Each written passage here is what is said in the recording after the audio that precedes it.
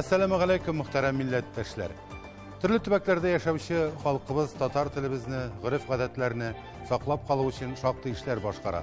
Алар белән без сезне дә таныштырып барабыз, хөрмәтле тамашачылар. Сез татарлар тапшыруын карыйсыз. Бүгенге программада шәхесләрдә рәссам Мөдәррис Минхажев. Әгәр дә рәссамлык итмәгән булсам, театр артисты булып эшләгән булырмын. Я булмаса журналистта булырга теләгем юк түгел. Милләт сагында гаилә марафоны. Biz de gil tatarşağına сөйләшәбез, безнең өчен татарча сөйләшү, үстерүнең, тәрбиянең бердән-бер иң кирәкле чыганагы дип саныйбыз. Тормышта кискен борылышлар ясау куркынычмы? Беренче тапкыр күргәндә мин күрдем дә акылым китте. Матурларның матуры татар кызлары. Bütün kızlarыбызда bir türlüleri, barысы да камил сөйләшәләр татар телендә, барысы да сәләтле. Тапшыруыбыз ахырында 100 ел элек сәхифәсе. Татарның тырыш, талантлы, зыялы ул кызлары бик күп. Шуларның берсе күренекле рәссам Мөдәррис Мөхәддин улы Минхажев. Картиналарында татар милләтен танытучы оста ул. Мактаулы исемнәре дә бихисап.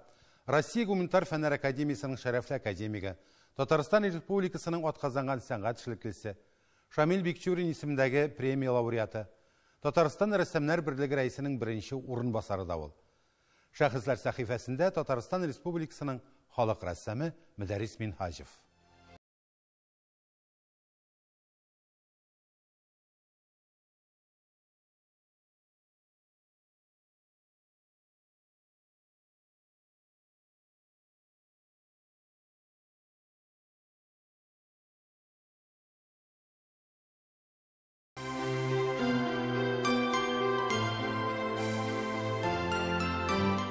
Үземне белгәннән бирле күмердән рәсми савашлаган идем, күмердән.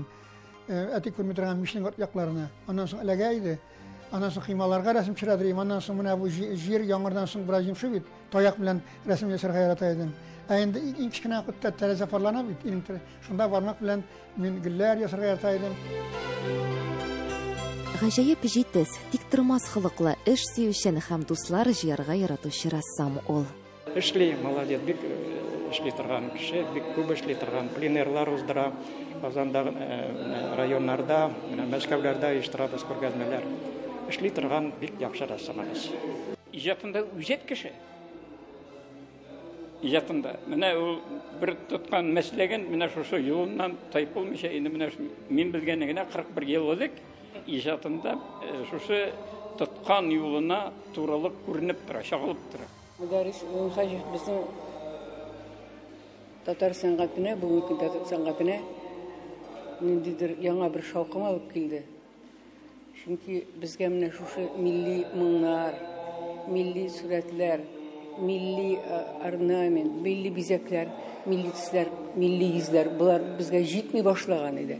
Хатын-кызның сыйфаты дә күз алдына килеп баса, алкалар чулкылдый башлый күз алдында. Менә шундый зур шигъри дөнья тудыра. Бу күргәзмәсе аның үзенчәлекле, һәм монда ул бөтенләй икенче бер юнәлештә, декоратив сәнгать юнәлешенә кереп киткән. Орнаментлардан гына тора торган күргәзмә оештырып була икән. Әле мондай күргәзмә булганы юк иде. Без матурлык яратабыз һәм шушы матурлыкка сакланабыз. Менә мин инде шушы матурлыкны тудыручы Мөдәррискә тагын да уңышлар теләп калам. Милли бизәкләргә булган мәхәббәте балачактан килгән. Мин менә үземне белә башлаганнан бирле матурлык кушагында үскән кеше. Беренчедән мин яткан мендәрләр, тәрәзәбез кушагалары, юрган тышлыклары, бөтенесе минем әнием кулаша үткән. Шуннан да шу булса була икән, бу бизәкләр мине рәссам итеп күтәргәндер дип уйлап торам менә хәзер. Әйе, татар сынлы сәнгатендә үзенең кабатланмас милли изен салучы рәссам ул. Балачакка тәрзәне ачып җибәреп, аннан милли хисләр, милли моңлар, көйләр ишетелгәндәй булды. Без бит авылда тугашсын, күзебезне ачкачында иң башта күрдек әниләребезнең чиккән матур бизәкләрен. Бу буыннарга килгән. Көй безнең бу татар моңы, зары да шунда. Мөдәррис абый татар орнаментларын ярдәмче инструмент итеп кенә кулланмый. Әгәр ташыма иленең кырыйларында карасак, без анда орнамент кырыйлардан бара. Татар орнаментларына шулай махсус мустақил итеп рәсем рәвешенә, аерым рәсем рәвешендә биргән бердән-бер рәсемнәрнең берсе. Benim için bu Kuşarif Meclisi bu ilk gururlarının birisi. Bunda bir Kuşarif, bunda soğuk konu tamamlaşışında kreşken, yoklagan kazanımızını. Umumen bu Tatar dünyası için Mekke diye tabii bunu. Dokunlanıp elbette kabul ettim. Hem de biraz vakit var ya, bir 10 günde, bir 20 günde bittiğinde şu 10 gün içinde mümkün yaşadım bileceklerini. Hem de bana hazırlık koydum da gelip karayım. Elbette bir küp kuram çete sayverlerin ama lakin anladım bu Tatar bilecekleri.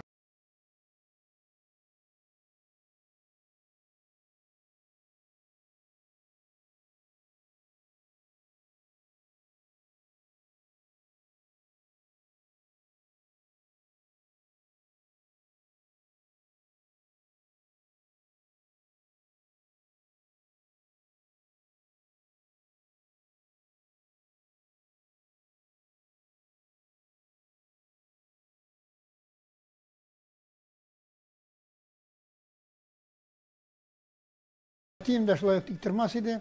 Mene pişen çapkandan sonra otka pişeni ti. Aldan uzi yürüp bara, mene mında de çıkırga düşme. Mında bağın arasına kısılmaz deyip eti aldan yürüp baraydı. Min artka oturup kişkene malay eti yetkençe baraydı. Torşilerge kırıp kısılırsın da yigin ondan sonra atın tartıp çağırılmaz deyip. Mene eti hareketçen bitirşik gibi kişiydi. Rəssam bulmasam belki teatr artisti bolur idim dey. Benim Jerman'a Jerganol, müzikalni işitiyor evet. Ama lakin ben bu tiyatro artisti silitregan bana. Hemen silam tilin şu yaratam. Hemen hatta ben kimdir sili meclislerde motor itip tosayta karalemete etablişler var bir dip mingilsiklanaydım tilinin motorluğuna, Tatar tilinin ona müzikal buluğuna. Hemen de şundan da bana eğer de ressamlık gitmeyen bulsam tiyatro artisti bulup işlegen bulayım. Ya bu mesela jurnalista bularga tilagim yoktu geliyor. Baxtligana tugel bu benim yaşayışımın mana şunday yaşayışım bu benim evet. Men şunun bilen yaşayım, şunun bilen kuvanam. Gailem de şunu bile alar da benim işga gitkenimni ko'ralar, kitabalar. Gumuman resim sanatından başka menin özümni güzelana ketire almayım. Bütün dünya tatarlarına bulgan hürmet hislerinde bildiresi kildi. Üstillerin yo'qolmasınlar için ki til birinchi şu alıp kirabizne aralaşuğa. Indi tilde bulmayken her zaman aykinchi indi şu şirminglar bizden ayrılmasınlar. Indi jirming degenden ansıda kalıp turgan mümkün Tatar dostları bilen tuğanların yo'qolmasınlar, aralaşsınlar, tuğanının halin bile ul bik izgeçlerinin birisi. Кешеләргә карата да гаҗәеп сизгер җанлы, кайгыртучан, олы йөрәкле шәхес. Шуңадыр Мөдәррис Минһаҗевның остаханәсендә дә һәр вакыт кунаклар. Лейсин Хаҗиева, Татарлар, Казан. Мәркәзебезнең Алим спорт үзәгендә тәүге тапкыр социаль челтәрләрдә узучы әниләр марафонының йомгаклау чарасы үтте. Әлеге проектның максаты әниләр өчен туган телебездә аралашу, фикер уртаклашу өчен мәйдан булдыру. 28 катнашучы арасында яшь әниләрдә күп балалары да бар иде. Тулырак хәбәрчебез Динара Хәбибуллина.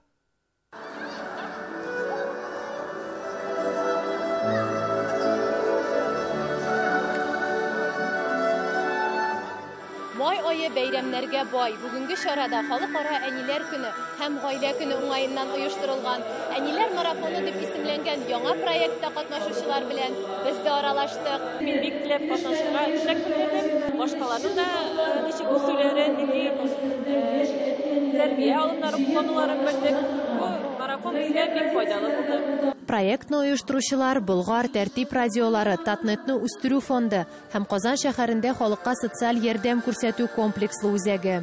Марафон барышында катнашучылар тәҗрибәләре белән социаль челтәрләрдә үзенчәлекле яңаша форматта уртаклаштылар. Кемдер шигырь белән, кемдер юмористик яктан, сатирик яктан якын килеп урнаштырып барды, кемдер анда хикәя формасында урнаштырып барды. Яшь әниләр белән шушы марафон барышында туганлашып беттек. Моның өчен оештыручыларга бик зур рәхмәт. Һәрбер гаилә үзенең ничек дип әйтим инде, язылмаган тәрбия методикасын күрсәтте. Һәм бүген без аларны укыдык та, җылаган чакларда булды, көлгән чакларда булды. Чөнки гыйбрәт бик күп иде анда. Сөендек, япь-яшь гаиләләр, эшәр балалы гаиләләр инде күбесе балалары белән саф татарча сөйләшәләр, бөтенесе аралашалар. Видеолар төшереп, роликлар куйдылар. Менә чын күңелдән катнаштылар инде. Инстаграм һәм ВКонтакте социаль шелтәрендә әниләр 21 көн дәвамында яңа темага аралашып, актуаль булган мәсьәләләр турында фикер алыштылар. Көн саен без инде бер төрле тема күтәреп бардык. Иң беренче ана карнында бала темасына башлап, 40 көнгә бәйле, безнең гореф-гадәтләребезгә бәйле, әтиләр һәм әниләр бик күп башка сәламәтлек, спорт, гомумән төрле балаларны үстерү төрле яклар. Татарча сөйләшкән әниләр, татарча үскән балаларны күбрәк белеп, күбрәк танышып, без берәү генә түгел, без күбәү икәнен күрү бик рәхәт булды инде безгә. Рәхәтләнеп, бер сөйләшеп утырыр өчен, бер елмаю өчен, бер үзара күңел ачу өчен дә кирәктер инде. Проектның йомгаклау чарасында тамашачыларны бай концерт программасы да сөендерде.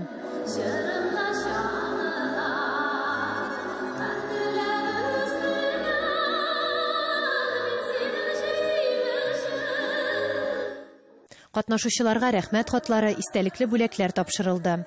Гран-при иясе бүген Австралиядә гомер итүче Финзия Газизова. Шулай ук Австралиядә яшәүче әниләр белән аралашырга туры килде.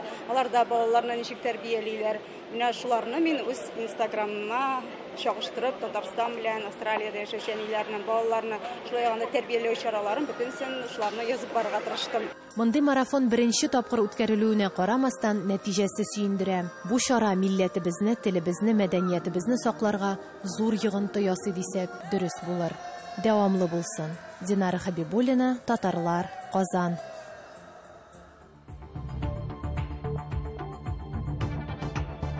Хөрмәтле тамашачылар, сез ТНВ каналында Татарлар тапшыруын карыйсыз. Программабызның икенче өлешендә. Тормышта кискен борылышлар ясау куркынычмы?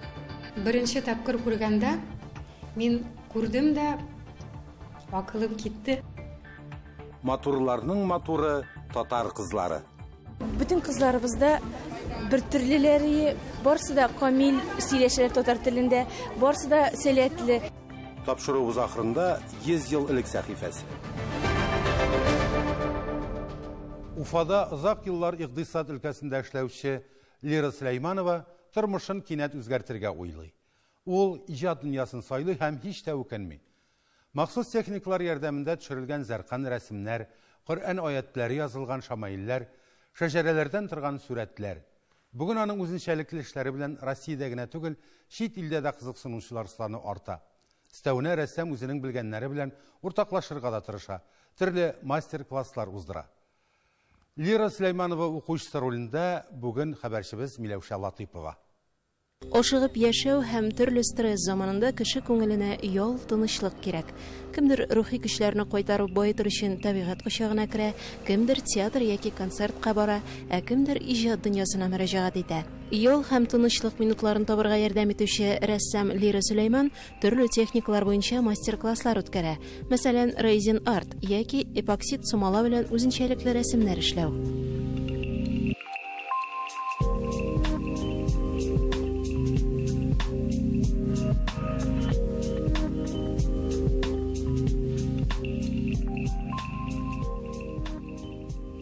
Эпоксидлы сыйыкчаны буяуларга кушып булгатып торырга кирәк.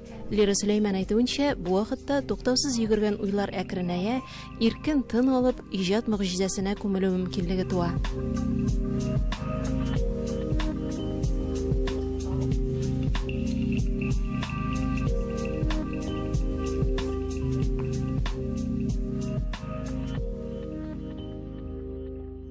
Тумышы белән Сибир кызы һәм Уфа килене Лира Сөләйман иҗатка балачактан тартылса да, мәктәпне тәмамлагач җитди икътисадчы һөнәрен сайлый. Аннары коммерция директоры булып эшли. Декреттагы ял вакытында Лира интернетта кызыклы видео күреп кала.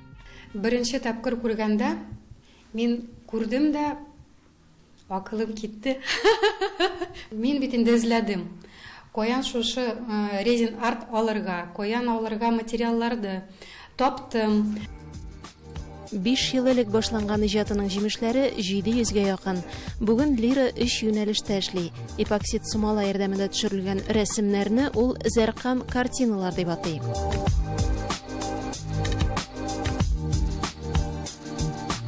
Икенче юнәлеше төзелгән шәҗәрәләрне аерым картиналар итеп эшләү. Рәссам заманча техника ярдәмендә киндер тукманы яки кыягазны махсус рәвештә картайта һәм анда дистәгә якын буынлык мәгълүматны сурәтли. Башта бәләкәй генә шундый картиналарды эшләрдем. Соңгарак бит инде зуррак, матуррак кирәк чыкты. Хәзер шуншый триптих бар бит инде. Лира Сөләйман иҗатының 3нче юнәлеше шамаилләр. Рәссам киндер тукымага Коръән аятларын салганчы гарәп каллиграфиясе белгечләре белән киңәшләшә. Шамаилне эшләп бетү белән шулай ук хезмәтен җентекләп тикшертә. Беренче шамаил Аллаһ дип язылган гына булгайны ул. Ешрак ул суралар булар Аль-Фатиха дигән открывающая книгу. Это беренче сура Корандагы.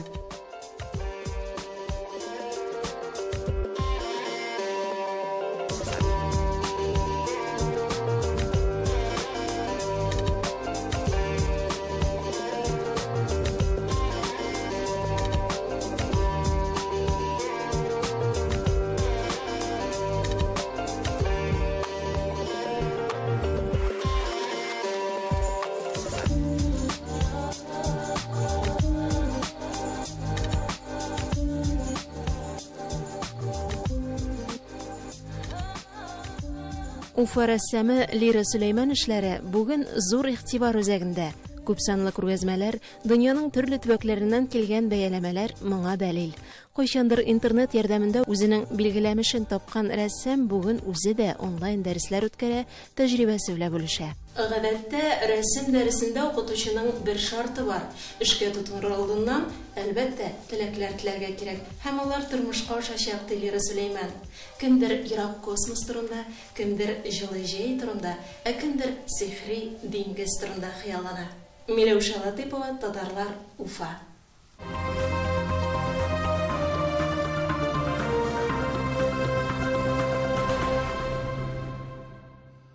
Татар кызчыгы конкурсы Оренбург өлкәсендә 1нче ел оештырыла. Бу эшкә татар каргалысының Ак калфак оешмасы алынды. Анда 5 кыз бала катнашты. Шунысы үзенчәлекле кызларның барысы да ярым финалга үтте. Конкурсның кульминацион өлеше Оренбургта көз айларында булыр дип көтелә. Гүзәллек бәйгесеннән хәбәрчеләребез әзерләгән видео язманы карыйк. Без татар кызлары! Альфина, Илсина, Эмилия, Элиза һәм Лениза. Менә алар татар кызчыклары. Тиз әйтүләр, бәләкәй шигырьләр белән телләрен тыймлап карадым. Начар түгел. Җыналганнары 15-17 бала. Сөйли торганнарын шүпле торгач, шушы бәйгегә менә 5 әйбәт татарча сөйләгән, зауыклы итеп сөйләгән балаларын сайлап алдык. Авылның нәни гүзәлләре иң элек үз-үзләре белән таныштырудан башлады. Безнең гаиләдә 5 кеше яши. Әтием, әнием, абыем һәм бәләкәй генә сеңлем. Мин яратам биергә, өлгерәм гармунда да уйнарга, әнигә дә булышам. Туган тел түгәрәгенә дә йөрим. Ана телемне шомартам. Мин бит татар баласы. Кечкенә татар кызлары өчен милли конкурсларны татарлар яшәгән һәр төбәктә уздыру максаты тора. Оренбург өлкәсендә 150 меңләп татар яши. Аларның 5 меңгә якыны өлкәнең иң зур татар авылы Татар Каргалысында. Апай миннән зурак, акыллы һәм тыйнак. Сеңлем миннән кече, ул төпчеге иркәсе. Пианинода уйный, биюне дә калдырмын. Мин бик күп һөнәрләр беләм, биим дә, җырларга да яратам. Әнием повар булып эшләгәч, мине аш-суга бик оста өйрәтә. Бу гаилә бәйрәме аны әзерләүдә бөтенесе, әти-әниләр, әби-бабайлар, авылдашлар да көч куя. Мин бик тырыш гаиләдә тәрбияләнәм. Әтимнең үз куллары белән салган өйдә яшибез. Ашкортта үстерәбез. Бакчабызда менә дигән.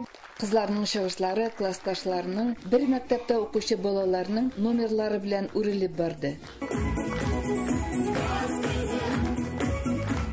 балаларга гына түгел, ата-аналарга да тәрбия чарасы ул. Татар телен оныта барган яшь буынны милли тамырларга кайтару максатыннан оештырыла да инде бәйгеләр. Бәйгедәге нәни кызлар татар халкының гырыф-гадәтләре, йолалары турында сөйләде. Җыр бию, музыкаль инструментта уйнау, шигырь сөйләү. Татар кызчыгы бәйгесе финалистлары аш суда да осталыкларын күрсәтте. Әниләре белән бергә пешергән татар халык ашларын да тәкъдим итте. Була эремшек, баланнан, күрәгә дә карлыган, тагын була шымырттан, чикләктән, лимоннан. Тамашачылар, бәйгедә катнашучы кызчыклар сәхнәдә әтиләре белән вальс биегәннәрен аеруча ошатып, озак алкышлап торды.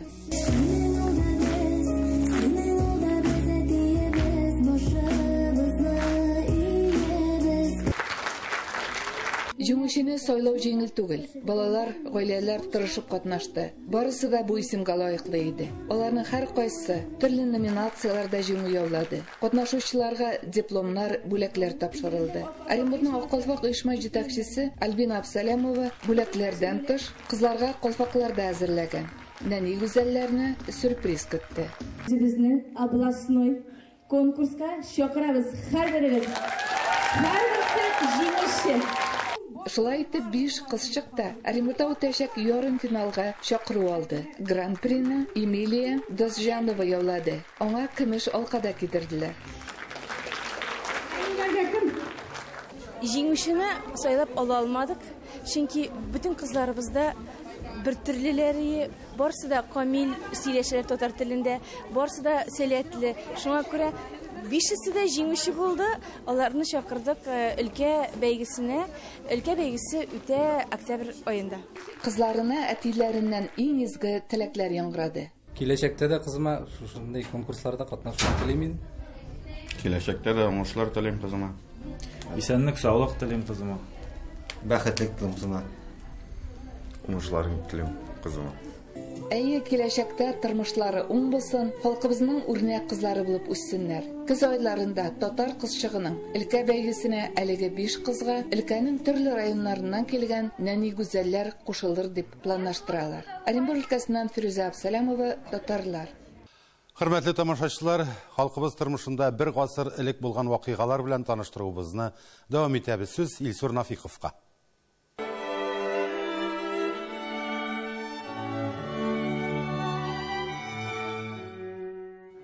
Исәнмесез, татарлар тапшырын даими караучы тамашачыларыбыз. Без сезнең белән гадәттәгечә Казан университетының китапханәсендә борынгы кулъязмалар һәм сирәк китаплар бүлегендә очрашабыз. Инде алдыбызда Кояш газетасы.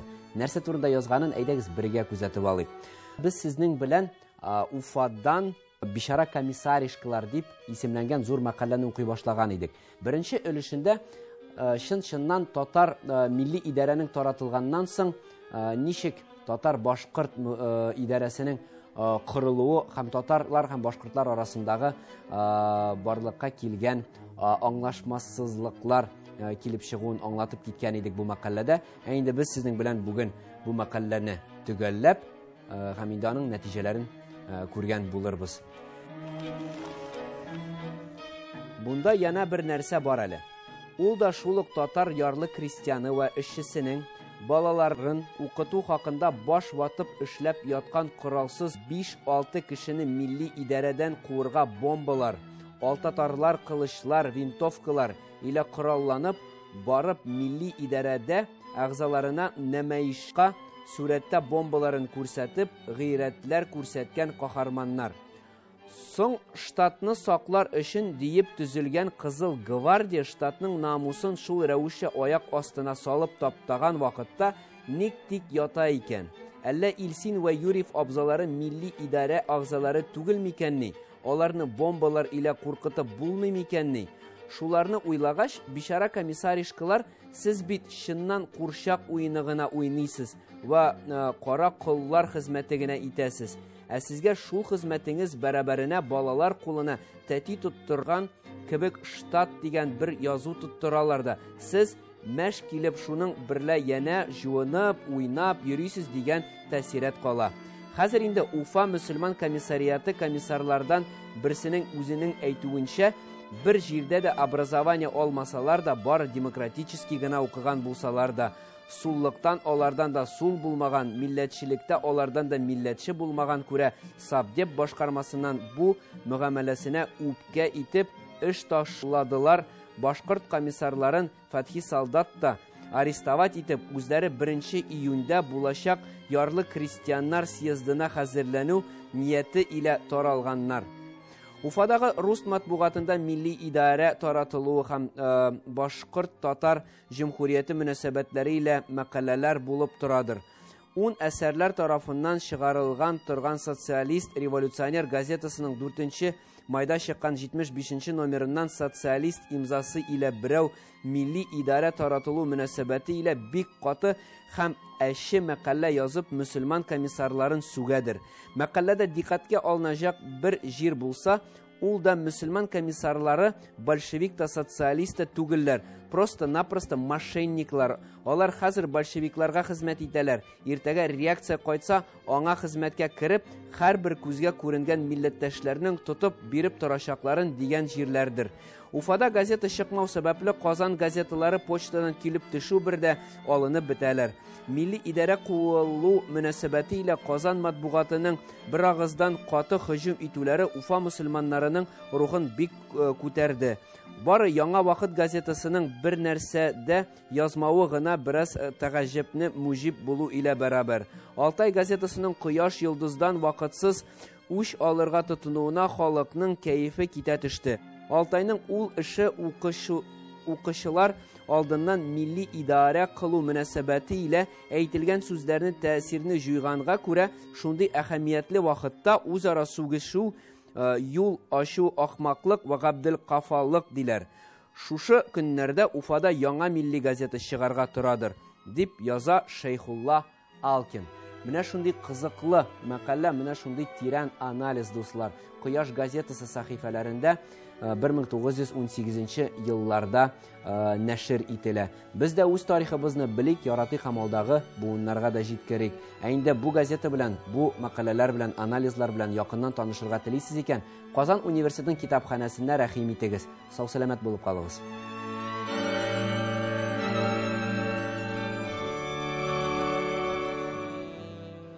Бүгінгі әзірләнгән сюжетлар шулар иде. Рәхмәт сезгә, хөрмәтле тамашачыларыбыз. Без сезнең сорау тәкъдимнәрегезне күздә тотып эшлибез, сәяхәтләр кылабыз, авырлыкларга бирешмичә, күркәм гамәлләр кылып яшик. Сау булыгыз.